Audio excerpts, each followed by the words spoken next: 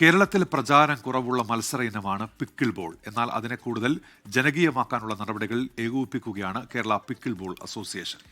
ഈ വർഷത്തെ സംസ്ഥാന പിക്കിൾ ബോൾ ചാമ്പ്യൻഷിപ്പ് നിലവിൽ തിരുവനന്തപുരത്ത് പുരോഗമിക്കുകയാണ്.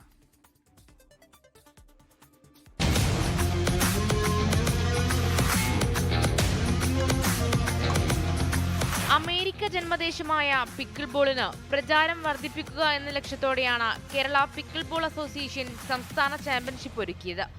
3 ദിവസങ്ങളിലായി തിരുവനന്തപുരം ഗോൾഫ് ക്ലബ്ബിൽ സംഘടിപ്പിച്ച പരിപാടിയിൽ നിതിൻ അഗർവാൾ IPS മുഖ്യാതിഥിയായി. വളരെ ഫാസ്റ്റായിട്ട് ഉയർന്നു വരുന്നു. കാരണം ഇതിൻ്റെ area required is very little. പിന്നെ ഇതിൻ്റെ game is very small. I mean it's short. It takes little time. So if you take out half an hour 1 hour you can have A good game and feel relaxed. വിവിധ ജില്ലകളിൽ നിന്നായി സംസ്ഥാന ചാമ്പ്യൻഷിപ്പിലേക്കും ദേശീയ മത്സരത്തിനായുള്ള സെലക്ഷനിലേക്കും താരങ്ങളെത്തി. കോഴിക്കോട് നിന്നാണ് കൂടുതൽ കായിക താരങ്ങൾ എത്തിയതെന്ന പ്രത്യേകതയുമുണ്ട്. 10-30 കുട്ടികൾ കാലിക്കറ്റ് തന്നെ പിക്കിൾ ബോൾ കളിക്കാൻ വേണ്ടി വന്നിട്ടുണ്ട്. കഴിഞ്ഞ വർഷവും ഇതേപോലെ ഒരു ബിഗ് നമ്പേഴ്സ് ആയിട്ടാണ് ഞങ്ങൾ കോഴിക്കോട് നിന്ന് വന്നത്. And currently I think we are our students, I mean all the boys have won the categories. അപ്പം ഇത് സെക്കൻഡ് ചാമ്പ്യൻഷിപ്പാണ് നമ്മൾ നടത്തുന്നത്. ഇതിൻ്റെ കൂടെ തന്നെ നമ്മൾ കേരള സ്റ്റേറ്റ് ടീമിൻ്റെ ട്രയൽസും നടത്തുന്നുണ്ട്.